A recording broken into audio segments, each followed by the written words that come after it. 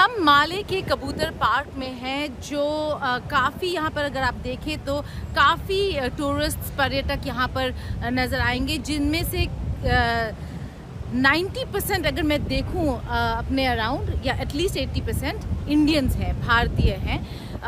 बहुत सारा कंट्रोवर्सी हो रहा है भारत और मालदीव्स के बीच, लेकिन उसके चलते फिर भी यहाँ पर काफ़ी पर्यटक नज़र आ रहे हैं। ये वो हैं जिन्होंने पहले से ही अपना यहाँ पे टूर प्लान कर रखा था, अपना जो हॉलिडे है प्लान कर रखा था, तो उन्हें पता नहीं था कि ये कंट्रोवर्सी होने वाला है।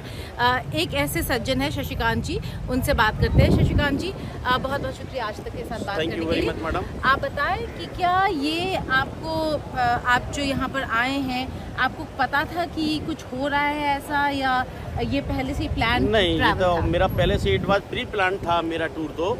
तो मेरे को इसके बारे में, कंट्रोवर्सी के बारे में कोई पता नहीं था, लेकिन मैं यहाँ पर आया तो थोड़ा मेरे को लगा कि कुछ ऐसी कंट्रोवर्सी स्टेटमेंट एक दूसरी जगह से आए हुए हैं। लेकिन उसमें हम उस कंट्रोवर्सी स्टेटमेंट में कुछ पढ़ना नहीं चाहते ज़्यादा, क्योंकि वो अपने दोनों देशों की थोड़ी सी या तो कंट्रोवर्शियल स्टेटमेंट ऐसी है कि उनको समझ नहीं आई बोलने में, या इनको समझ नहीं आया उनका काम करने में।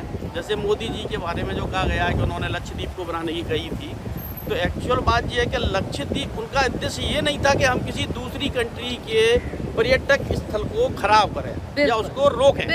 हाँ, उनकी सोच ये है मोदी जी की, वोकल मतलब हम अपने यहाँ पे भी हर चीज़ बना सकती है।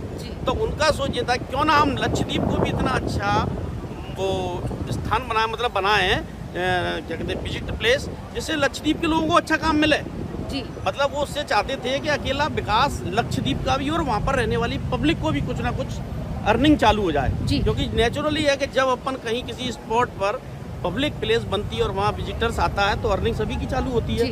वहाँ रहने वालों को, वहाँ चला ऑटो वालों को, वहाँ बना के खाने वालों को, होटल वालों को। तो मोदी जी का दे था। लेकिन यहाँ से जो स्टेटमेंट भी आए हैं, अब उस स्टेटमेंट के बारे में पूरी तरह से तो मेरे को मालूम नहीं है, पर लेकिन मोदी जी की जो सोच थी ना, वो बहुत अच्छी सोच थी। चलिए ठीक है, मोदी जी की सोच अच्छी थी, लेकिन यहाँ पर कंट्रोवर्सी बहुत हो गया दोनों देशों के बीच। उसी के चलते 3 मिनिस्टर्स को बर्खास्त भी कर दिया गया। आपको क्या लगता है इस कंट्रोवर्सी के चलते कुछ ऐसे ट्रैवल एजेंट्स हैं जिन्होंने कहा हम कैंसिल कर देंगे अपने सारे जो ट्रैवल है मालदीव्स के तरफ? आपको क्या लगता है यहाँ पे टूरिज्म कम होगा या होना चाहिए? नहीं, वैसे मैं तो नहीं सोचता कि जो ऑलरेडी प्लान कर चुके हैं या जो जिस डेस्टिनेशन पे जाना चाहते हैं वो तो जाएंगे ही, क्योंकि ये तो आपस की मिसअंडरस्टैंडिंग है। जब भी कभी भी सुधर जाएगी, किसी भी प्लेस पर कोई कमी कभी नहीं हो सकती, चाहे वो मालदीव हो, चाहे गोवा हो, चाहे लक्षद्वीप हो, चाहे पोर्ट ब्लेयर हो। जो जैसा डेस्टिनेशन है, हर व्यक्ति अपने अलग अलग डेस्टिनेशन को अलग अलग नज़रिए से देखता है। कहीं पहाड़ी एरिया है, कहीं सी एरिया है, कहीं वाइट वाटर सी एरिया है, तो डेस्टिनेशन आपस में कभी एक दूसरे को क्लैश नहीं करते। जिस व्यक्ति की जो मर्जी है वो जाएगा, और सारी चीज़ों का टेस्ट डिफरेंट है। सारी चीज़ों का टेस्ट डिफरेंट है। और आपको लगता है कि मालदीव में लोग आते रहेंगे? ऐसा भी नहीं है। लेकिन क्या लक्षद्वीप लोग ज़्यादा जाने लगेंगे? नहीं, ऐसा भी नहीं है।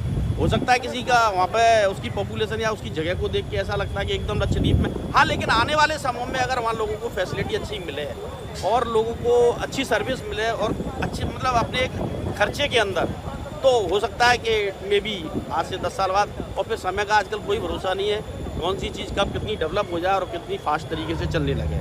बहुत बहुत शुक्रिया शशिकांत जी। ये वन ऑफ द इंडिविजुअल्स थे जो बता रहे हैं कि वो यहाँ पे पहले से ही उनके प्लान्स थे, और जिनके प्लान्स होते हैं वो अपने प्लान्स को कैंसिल नहीं करते हैं। तो ऐसा नहीं लगता, इन्हें नहीं लगता कि यहाँ पर टूरिज्म कम होगा, पर्यटकों का आना भारत से कम होगा। लेकिन सुधार रिश्तों में लाने की ज़रूरत है दोनों सरकारों को।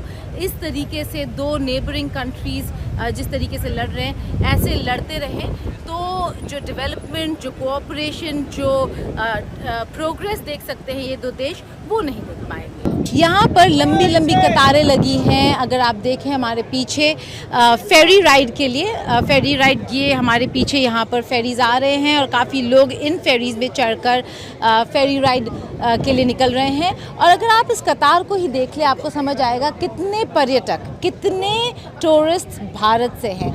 यहाँ पर ऑलमोस्ट 80% अगर हम देखें तो टूरिस्ट भारत के ही नज़र आ रहे हैं। मैं जहाँ पर भी जा रही हूँ मुझे भारतीय टूरिस्ट ज़्यादा नज़र आ रहे हैं। तो ये कहना कुछ मंत्रियों का यहाँ पर कि भारतीय और भारत के लोगों की वजह से यहाँ पे टूरिज़्म पर इतना फ़र्क नहीं पड़ता है, ये थोड़ा गलत होगा। बहुत ज़्यादा टूरिस्ट आते हैं, ऐसा नहीं है कि यहाँ पे बाकी देशों से टूरिस्ट नहीं आते हैं, काफ़ी सारे आते हैं, लेकिन भारत का कंट्रीब्यूशन भी मालदीवियन टूरिज़्म में काफ़ी ज़्यादा रहा है। और कहीं ना कहीं ये सोच ना केवल यहाँ के मंत्रियों को बदलनी होगी, मुइत्सु सरकार जिस तरीके से उन्होंने एक्शन लिया इन मंत्रियों के खिलाफ, उससे साफ नज़र आता है कि चाहे वो जितना भी इंगेज कर ले चीन को, उनको भारत का महत्व पता है, उनको भारत का इम्पोर्टेंस पता है, और इस इम्पोर्टेंस के चलते ही उन्होंने ये स्टर्न एक्शन इन 3 मंत्रियों के खिलाफ लिया। माले में गीता मोहन, आज तक।